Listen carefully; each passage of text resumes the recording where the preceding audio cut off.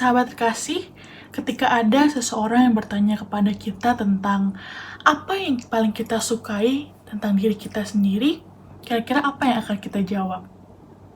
Pasti rasanya cukup mudah ya untuk menjawabnya.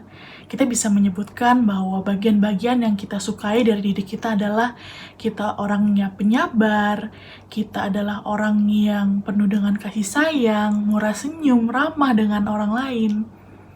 Nah, tetapi apabila pertanyaannya diubah menjadi apa yang paling tidak kita sukai dari diri kita, atau mungkin apa yang menjadi kelemahan yang ada di dalam diri kita, kira-kira bagaimana kita menjawabnya? Rasanya untuk menjawab pertanyaan itu kita butuh berpikir lebih panjang tentang apa yang hendak kita sampaikan, atau mungkin apakah kita mau menyampaikan atau mengungkapkan kelemahan kita kepada orang yang bertanya. Karena kecenderungan yang ada di dalam diri manusia adalah kita tidak ingin terlihat lemah di hadapan orang lain. Oleh karena itu, jangankan untuk mengakui kelemahan kita, kekurangan kita di hadapan orang, bahkan terkadang di hadapan diri kita sendiri pun kita belum mampu untuk mengakui kelemahan-kelemahan itu sebagai bagian dari diri kita. Tetapi sahabat terkasih, sesungguhnya ketika kita menyimpan seorang diri, apa yang menjadi kelemahan, apa yang menjadi luka-luka, apa yang menjadi sesuatu yang perlu diobati di dalam diri kita, maka itu sama saja sebenarnya seperti kita sedang menanam bom waktu, yang sewaktu-waktu dapat meledak, dan ketika itu meledak kita tidak bisa tahu akan melukai siapa saja. Mungkin akan melukai diri kita, melukai orang-orang di sekeliling kita, atau mungkin bahkan ketika itu terjadi, itu juga bisa melukai hati Tuhan. Lalu pertanyaannya adalah, kita harus apa? Merespon segala kelemahan-kelemahan dan juga mungkin luka-luka yang ada di dalam diri kita. Sahabat terkasih, 2 Korintus 12 ayat ke-9 berkata kepada kita semua, "Tetapi jawab Tuhan kepadaku, cukuplah kasih karuniaku bagimu, sebab justru dalam kelemahanlah kuasaku menjadi sempurna. Sebab itu terlebih suka aku bermegah atas kelemahanku, supaya kuasa Kristus turun menaungi aku." Sahabat terkasih, kita menyadari bahwa apa yang disampaikan di dalam pembacaan kita bukanlah sesuatu yang mudah untuk dilakukan. Bahwa untuk mengakui apa yang menjadi kelemahan kita, menjadi luka-luka di dalam diri kita, di dalam hati kita, untuk merangkulnya itu adalah sebuah proses perjalanan panjang bersama dengan Tuhan. Perjalanan di mana kita sungguh-sungguh membutuhkan pertolongan Tuhan, perjalanan di mana kita harus sungguh-sungguh jujur kepada diri kita sendiri, kepada Tuhan, tentang apa yang menjadi seluruh luka-luka dan juga kelemahan diri kita. Begitupun apa yang dikatakan di dalam 2 Korintus, bahwa di dalam kelemahanlah justru kita bisa melihat bagaimana Tuhan bekerja luar biasa menguatkan diri kita.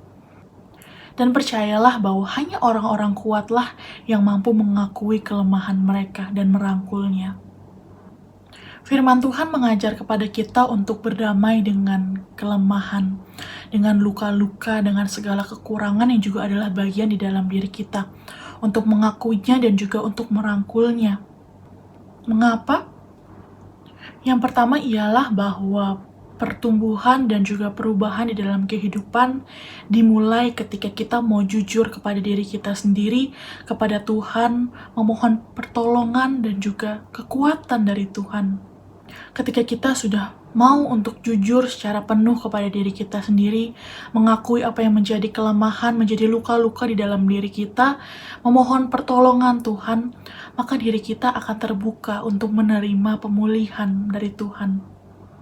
Pemulihan yang mampu mengobati segala luka-luka kita, mengisi kekosongan di dalam diri kita, memenuhi dan menguatkan segala kelemahan kita. Dan yang kedua, sahabat terkasih, ialah dikatakan di dalam 2 Korintus bahwa ada kasih karunia Tuhan yang selalu diberikan kepada diri kita. Setiap dari kita manusia yang mau mengakui dirinya secara jujur di hadapan Tuhan.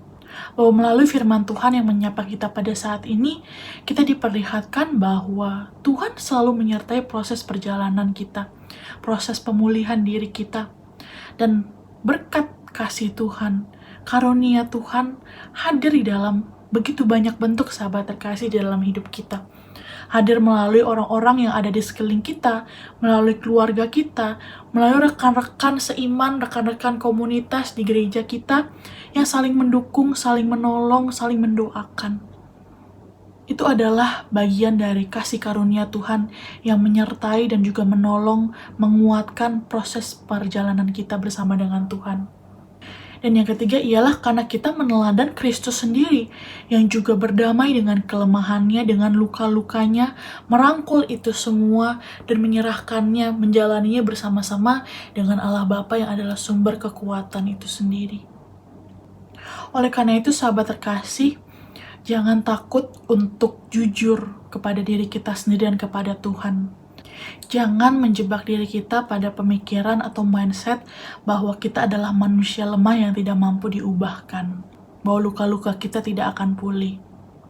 Ingatlah bahwa ada Tuhan kita yang kuasanya sungguh luar biasa, mampu memulihkan dan mengubahkan segala sesuatu ketika kita mau secara terbuka berbagi kepada Tuhan apa yang menjadi kelemahan, apa yang menjadi luka-luka kita.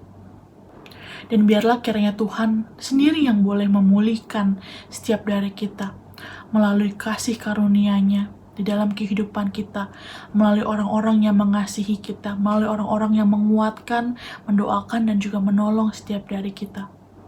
Marilah kita bersama-sama belajar untuk jujur kepada diri kita, kepada Tuhan, supaya kita boleh semakin terbuka pada kasih karunia, pertolongan, dan pemulihan Tuhan di dalam kehidupan kita. Tuhan memberkati kita semua.